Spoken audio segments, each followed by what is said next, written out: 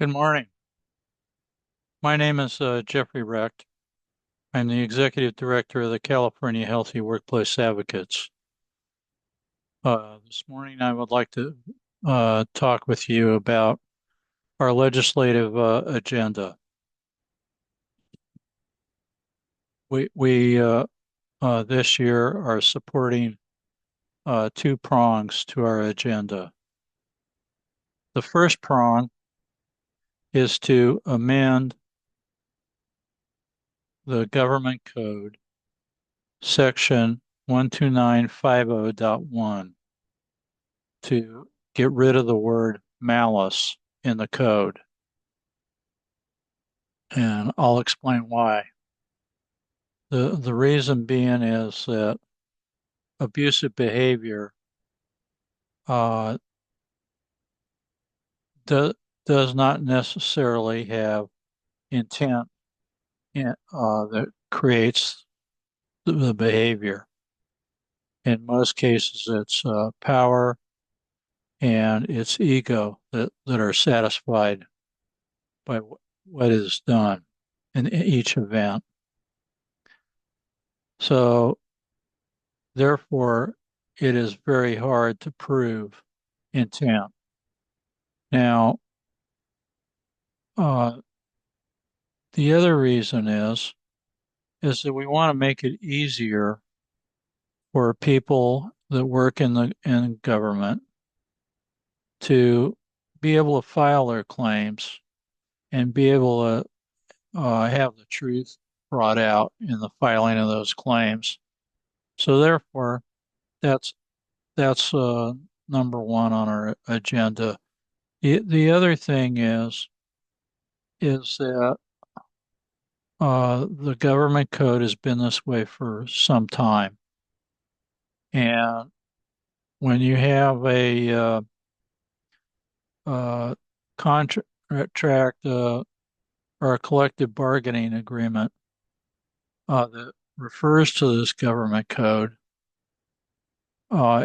it's actually nearly impossible for any targeted individual that works under this collective bargaining agreement to actually have a claim solved. So that that's one of the biggest reasons we are supporting amending this section of the government code. The second prong to our legislative agenda is what we call the Workplace Bullying Accountability Act. And the proposed bill for this uh, centers around the duty of care that an employer takes on when they take on an employee.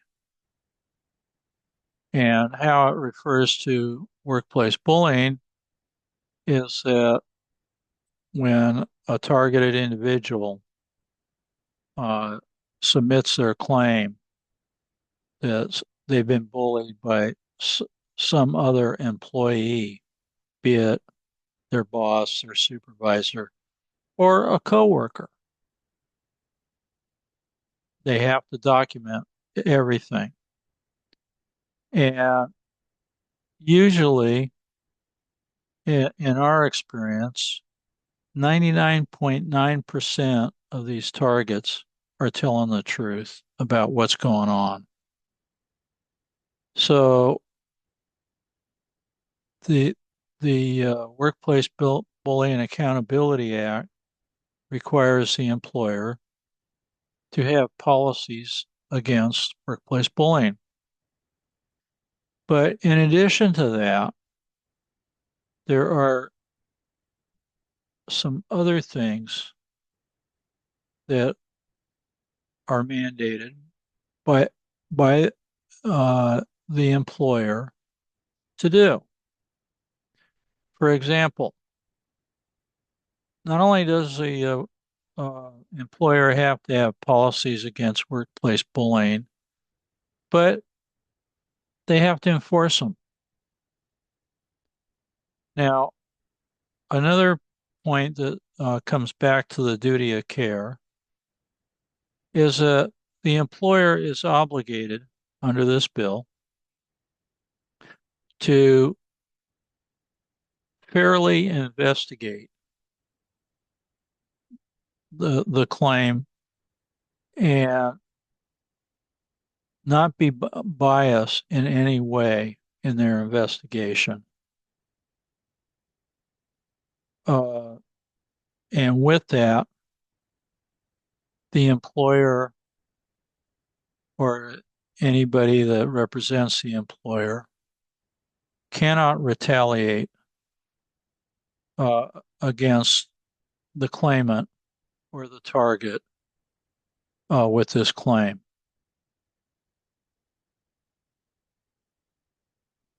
Further, if the employer follows the prescriptions that are outlined in the proposed bill, they will be exempted from any lawsuit by the targeted individual. However, if they don't follow it, they're not exempt. Additionally, the bully under this proposed bill can be sued directly by the targeted individual. These are some things that we are strongly supporting. And we ask that you stay tuned to either this channel or our other social media channels to find out for other details and progress that we are making with this legislative agenda. Now, I want to thank you for taking the time to listen to us, and we hope that you support everything that we are doing. And I may add that we are a 501c3, and any donation that you wish to make is tax-free to you, the donor. And with your support, we will get these two bills or two items on our legislative agenda passed. Thank you for taking the time to listen to this announcement.